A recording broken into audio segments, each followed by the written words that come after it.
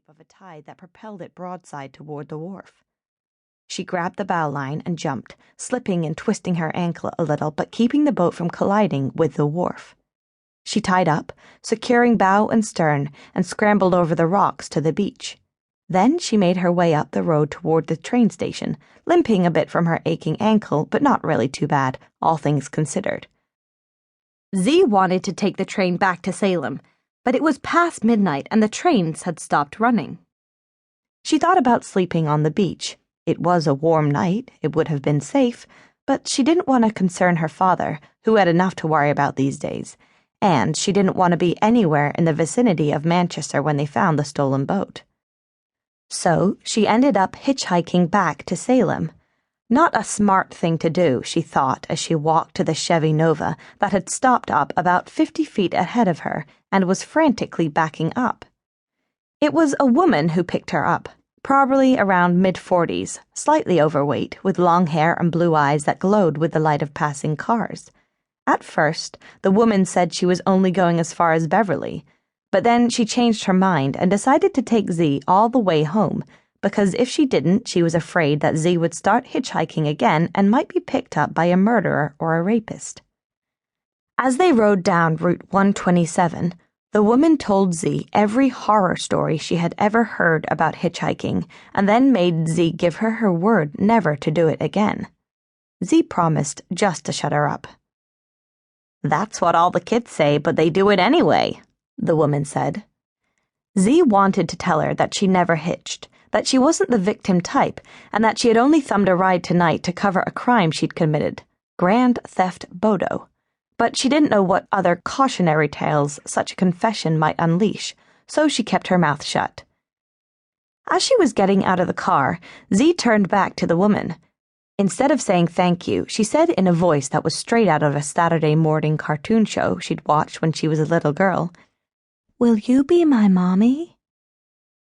She had meant it as a joke, but the woman broke down. She just started crying and wouldn't stop. Zee told the woman that she was kidding. She had her own mother, she said, even though it wasn't true. Not anymore. Nothing she could say would stop the woman's tears, and so finally she said what she thought she should have said all along. "Thank you for the ride."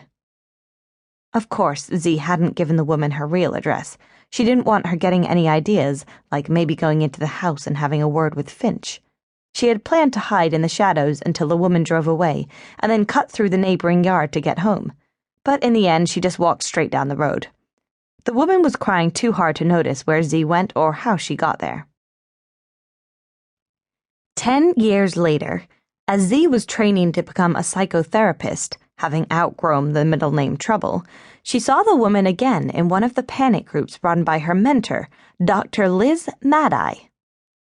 The woman didn't remember her, but Zee would have known her anywhere, those same translucent blue eyes, still teary. The woman had lost a child, a teenager and a runaway, she said. Her daughter had been diagnosed as bipolar, like Zee's mother, Maureen, but had refused to keep taking lithium because it made her fat. She'd been last seen hitchhiking on Route 95, heading south holding a hand-lettered sign that read, "New York." It was the winter of 2001, and 10 years since the woman had lost her daughter. The Twin Towers had recently come down. The panic group had grown in size, but its original members had oddly become more calm and helpful to each other, as if their free-floating anxiety had finally taken form, and the rest of the country had begun to feel the kind of terror they'd felt every day for years. For the first time Zee could remember, people in the group actually looked at each other. And when the woman talked about her daughter, as she had every week they'd been meeting, the group finally heard her. "The world can change, just like that," the woman said. "In the blink of an eye," someone answered. Tissues were passed, and the group cried together for the first time, crying for the girl and for her inevitable loss of innocence and, of course, for their own. Bipolar disorder had recently become a catch-all diagnosis. While it once had been believed that the condition occurred after the onset of puberty, as it had with this woman's daughter, now children were being diagnosed as early as 3 years of age. Zee didn't